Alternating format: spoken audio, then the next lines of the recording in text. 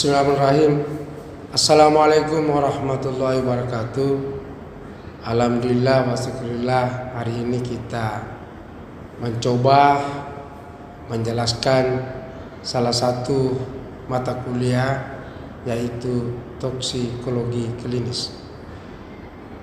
Mata kuliah ini di kurikulum sebelum kurikulum AIBTELMI itu namanya toksikologi.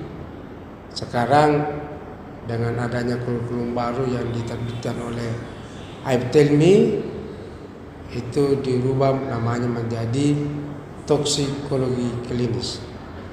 Nah, tentu berbicara dengan mata kuliah toksikologi itu kita tidak terlepas berbicara tentang masalah racun. Karena toksikologi klinis itu, yang namanya toksikologi itu berasal dari dua kata, yaitu toksik dan logos, yaitu ilmu yang membicarakan tentang masalah toksik yang dikenal dengan racun. Racun itu merupakan suatu zat atau bahan dalam jumlah tertentu, bila masuk ke dalam tubuh akan menimbulkan suatu efek dan malah terjadi kematian, maka itu disebut dengan racun. Olehnya itu, kita perlu memahami bahwa racun itu bisa masuk ke dalam tubuh melalui beberapa cara. Pertama, bisa masuk lewat mulut yang dikenal dengan oral. Yang kedua, bisa racun itu masuk lewat proses pernapasan yang dikenal dengan inhalasi. Yang ketiga, bisa masuk lewat suntikan yang dikenal dengan parenteral atau dikenal dengan injeksi. Yang keempat, bisa masuk melalui kulit, baik kulit yang sehat maupun melalui kulit yang sakit. Yang kelima, bisa masuk lewat dubur atau vagina. Racun ini tentu kita sudah pahami bahwa di sekeliling kita ini itu banyak racun yang kita sudah kenal. Olehnya itu, berdasarkan di mana racun itu diperoleh, maka racun ini dapat digolongkan beberapa bagian. Pertama, racun bisa diperoleh lewat rumah tangga. Contoh di rumah tangga kita biasa dapat baygon, kita dapat sabun deterjen, itu semua kategori racun.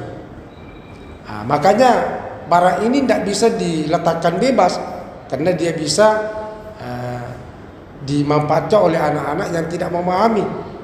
Nah, di dalam rumah tangga juga itu kosmetik itu merupakan suatu racun. Di antaranya bedak, lipstik. Nah, makanya digunakan sesuai dengan peruntukannya. Yang kedua, racun juga bisa diperoleh lewat lapangan pertanian atau perkebunan. Misalnya pestisida, herbisida, itu banyak bisa kita dapatkan di lingkungan pertanian atau perkebunan. Yang ketiga, racun juga bisa didapatkan dalam dunia pengobatan. Misalnya di apotik-apotik. Contohnya misalnya obat-obat antibiotik, obat-obat misalnya paracetamol dan lain-lainnya. Itu dikategorikan sebagai racun. Karena obat ini kalau digunakan tidak sesuai dengan peruntukannya atau lewat dari dosis, maka dia bisa menimbulkan suatu efek yang dikategorikan sebagai racun.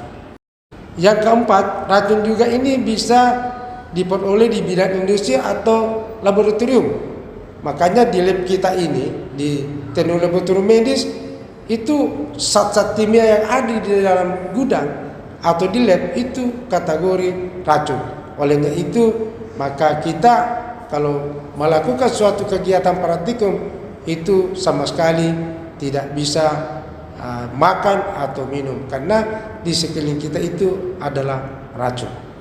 Yang kelima, racun juga bisa terdapat di alam bebas, misalnya opium, ganja, itu biasa kita kenal sebagai racun di alam bebas. Saya kira inilah singkat penjelasan kami tentang mata kuliah toksikologi klinis. Mudah-mudahan bisa bermanfaat buat kita semua. Demikian saya akhiri. Wabillahi taufiq wal hidayah. Wassalamualaikum warahmatullahi wabarakatuh.